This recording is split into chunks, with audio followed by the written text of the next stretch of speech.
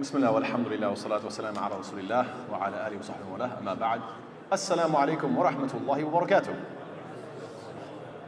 So continuing with our theme of Al-Amthal, Allah Ta'ala says بعد أعوذ بالله من الشيطان الرجيم قل أندعو من دون الله ما لا ينفعنا ولا يضرنا ونرد على أعقابنا بعد إذ هدانا الله كالذي استهوته الشياطين في الأرض حيران له أصحاب يدعونه إلى الهدى ائتنا قل إن هدى الله هو الهدى وأمرنا لنسلم لرب العالمين. Allah subhanahu wa ta'ala says, say, and this by the way is in response to the disbelievers saying, come back to our disbelief, come back to shirk, come back to kufr and so forth. And the Prophet is being commanded to say this in response to deflate their hopes and dreams, to let them know that no, there's no going back to disbelief after you have believed. And by extension, we should all say this. Qul, say what?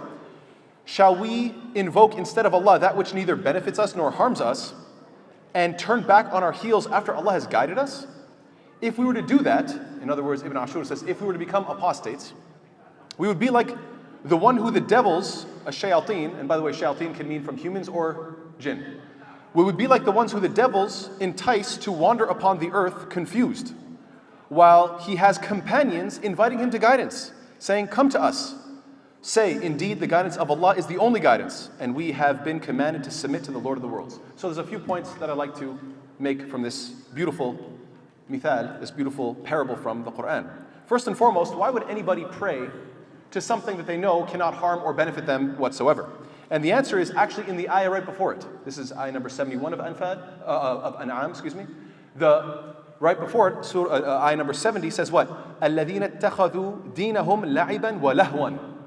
Allah Ta'ala describes these disbelievers as those who take their religion as amusement and diversion. In other words, why would somebody pray and worship in some sort of a religion that they know doesn't make much sense and they don't really pay attention? Does this make any sense? Does it work? Is this having an effect? No, because this is just a social gathering. We just do this to hang out. We just do this to connect with one another. This is the way families get together and we have nice dinners together. This is the danger. When it becomes more social, more about play and fun and so forth. So they're just taking religion as being part of the in-group. So then, Allah Ta'ala has us responding and saying, وَنُرَدُّ عَلَىٰ أَعْقَابِنَا بَعْدَ إِذْ هَدَانَ اللَّهِ. Should we turn back on our heels? Are we really going to do that? No, the answer is no. If we did so, we would be كَالَّذِي, like the one who استهوته الشياطين في الأرض. Like those who, it's a bit of a bad translation. The word istahwa coming from either the root of huwiyun, which is a fall, or hawa or ahwa, the desires. And istaf'ala, the verb, implies يعني الطلب, طلب الشيء. What does this imply? So basically, this means istahwa means that they're calling this person to fall. And also means, as in you're in a high elevated status of faith, I'm calling you to fall and trip and go down. I'm also calling you what? To follow your desires. Istahwa, I'm calling you to your ahwa, to your base desires. Fil ard, specifically materialistic desires. I'm calling you to give in to your most base desires. This is how these shayateen, they want this person to fall deeper and deeper into abject materialism and abject materialistic desires to the point of love and obsession. Why? SubhanAllah, this is what happens when the disbelievers become desperate. When they can't force you to leave your faith, then they resort to playing on your weaknesses. And they try to entice you with every advertisement, every jingle, everywhere you look on your phone, things are popping up. Why? They're trying to pull you away. And then Allah describes them as what? Hayran. The second quality they have is hayran. Hayran can mean two things: confused and also hesitant. Hesitant because you know this is not the right thing to do. You know it's a bad idea, but they're calling you to it and you're being confused, you're not really sure.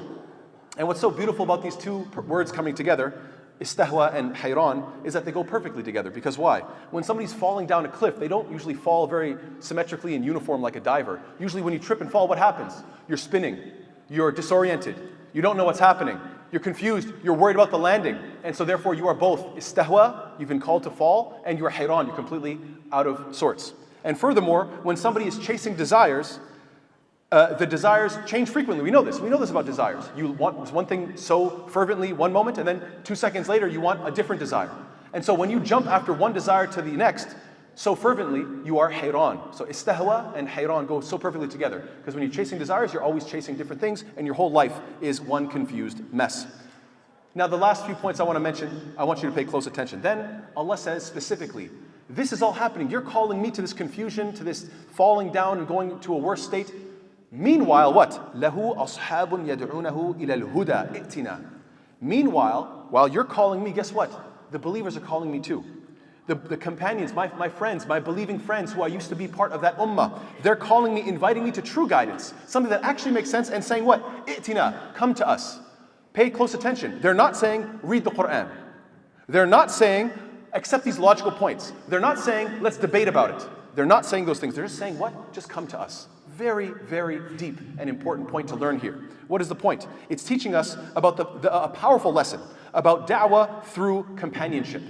Da'wah through companionship. People who leave Islam because of the allures of worldly things, of worldly life, need to be reintegrated through the allurement of what? Of brotherhood and sisterhood. Why? Because it wasn't sound arguments that made them leave, and so it won't necessarily be sound argumentation that's going to bring them back. Now, I'm not saying avoid making good points. Of course, make amazing points, inshallah ta'ala.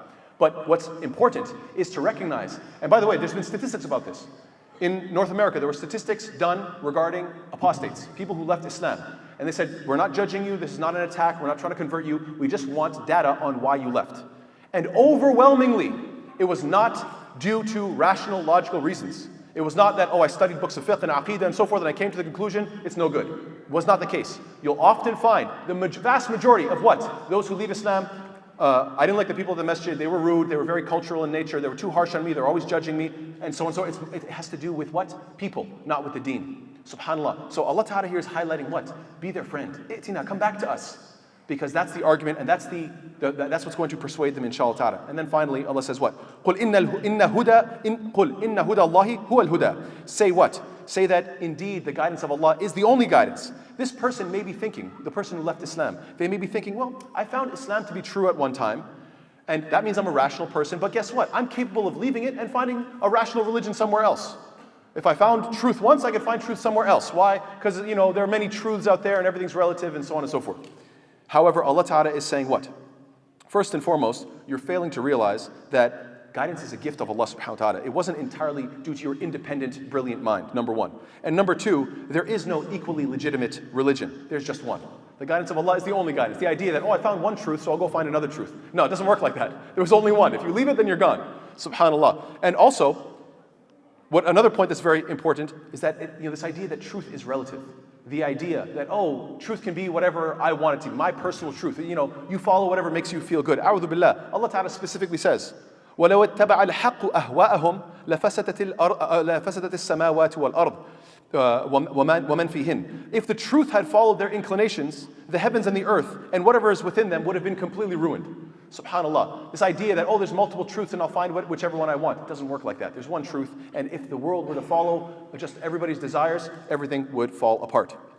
So yes, there are two groups competing, calling you, but you have to recognize as a believer that truth doesn't vary depending on which group is dominating, which group calls you more. The fact is, Allah Ta'ala is the only objective source of truth, al-haq, subhanahu wa ta'ala. And then finally, because you recognize that fact as a believer, Allah concludes this ayah by saying what? وَأُمِرْنَا لِنُسْلِمَ لِرَبِّ الْعَالَمِينَ. And therefore, since we know that Allah Ta'ala is the only objective truth, every group is calling you to submit to their personal idea. You certainly can't submit to all of them. You can't please everybody. So at the end of the day, just submit to Allah Subhanahu wa Ta'ala, the Lord of the worlds. Wassalamu alaikum wa rahmatullahi ta'ala wa barakatuh.